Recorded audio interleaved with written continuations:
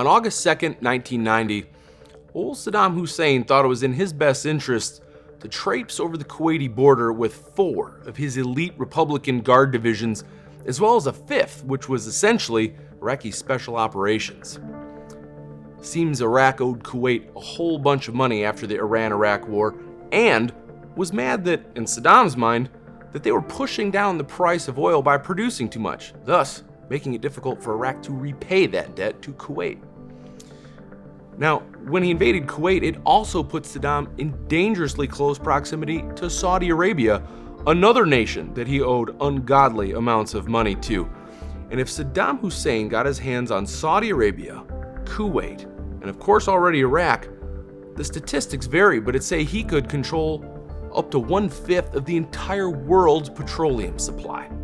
Well, President Bush, that's Herbert Walker Bush, could not abide by these Iraqi actions. This will not stand.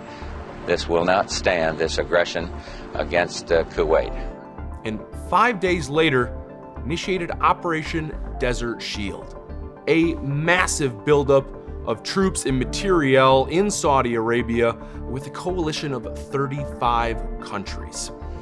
Soon, Saudi Arabia and the waters of the Persian Gulf were a massive staging ground of military force, one both providing a deterrent against future Iraqi offensive actions and just in case diplomatic negotiations fell through.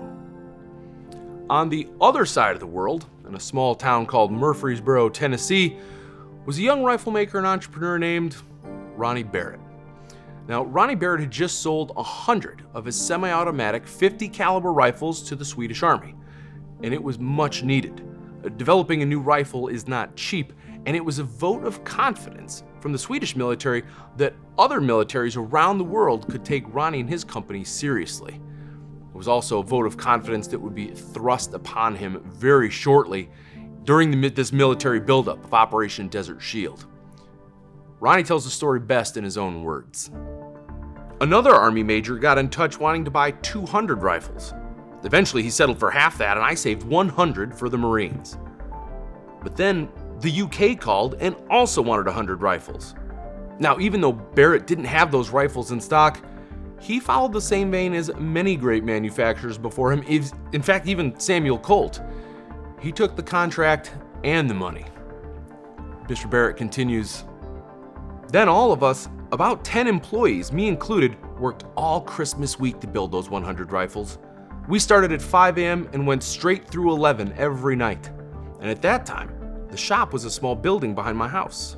On Christmas Day 1990, Ronnie Barrett and a friend of his involved in the manufacturing process were test firing Barrett M82A1 rifles into a berm on his property.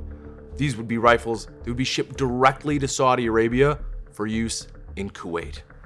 And ladies and gentlemen, this is one of the first 100 Barrett M82A1 rifles shipped in January 1991 to the United States Marine Corps. It comes with its US marking underneath its patent information.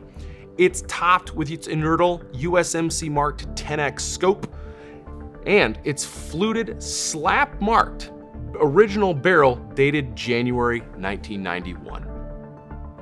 As we all know, military surplus today is kept under far tighter wraps than it was in decades before.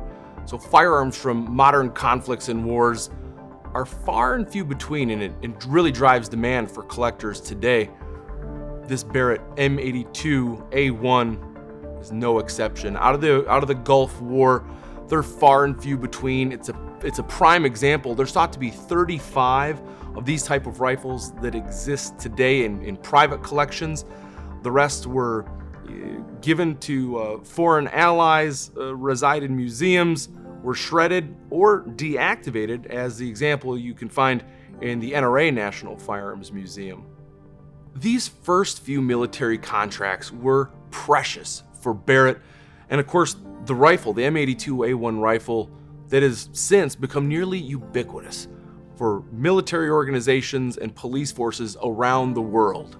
It's a far cry from a young Ronnie Barrett just seeing if he could make a 50 caliber semi-automatic rifle by sketching it out at a table.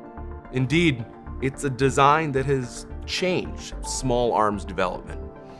And this is one of the first 100 of those first precious contracts shipped to the United States Marine Corps during Operation Desert Shield, and it's only at Rock Island Auction Company.